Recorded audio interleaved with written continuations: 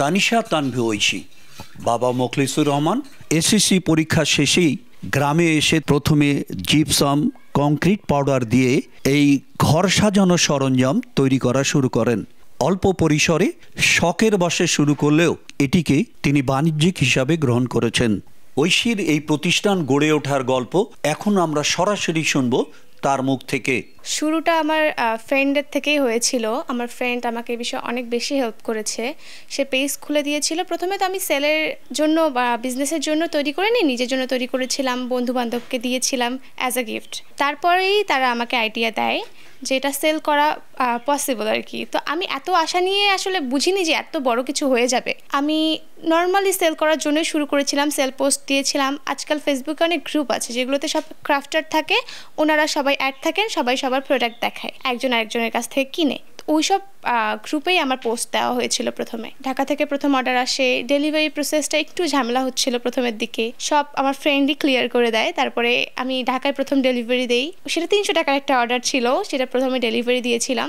এরপর থেকে আস্তে আস্তেই পাচ্ছে। আমার স্বপ্ন অনেক বড়, আমি আউটসাইডে একটা শপ দেব।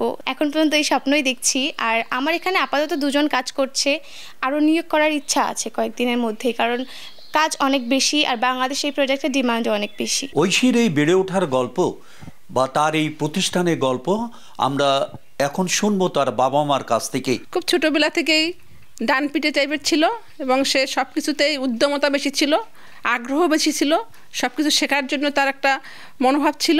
এবং তার এই যে ঘর সাজানো সরঞ্জামাদি, সে লুকাই লুকাই নিজে নিজে এগুলো করার চেষ্টা করতো। কাজগুলো খুব নিখুঁত এবং তার আর্ট অনেক সুন্দর। এবং সে অনলাইন ব্যবসা শুরু করছে আমাদের না জানিয়েই। তো পরে একদিন যখন দেখলাম যে না, সে আমাকে বললো আম্মু এই যে অনলাইন থেকে সে টাকা ইনকাম করতেছে, আমি আশ্চর্য হয়ে গেলাম। সে এই পর্যন্ত আসছে তার নিজস্ব চেষ্টায়, হঠাৎ করে শুনতেছি সে এগুলো করতেছে, তারপরে ছেলেও করতেছে।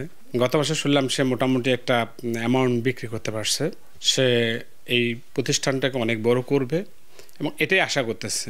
জিপসাম এবং কংক্রিট দিয়ে তৈরি এই সরঞ্জামাদি যদি বাংলাদেশে ব্যাপকভাবে সমাদৃত হয় এবং এটির বাজারজাত যদি ভালো মতন করা যায়, তাহলে কিন্তু এই পেশার মাধ্যমে আরও অনেক তরুণী তাদেরকে স্বাবলম্বী করতে পারবে।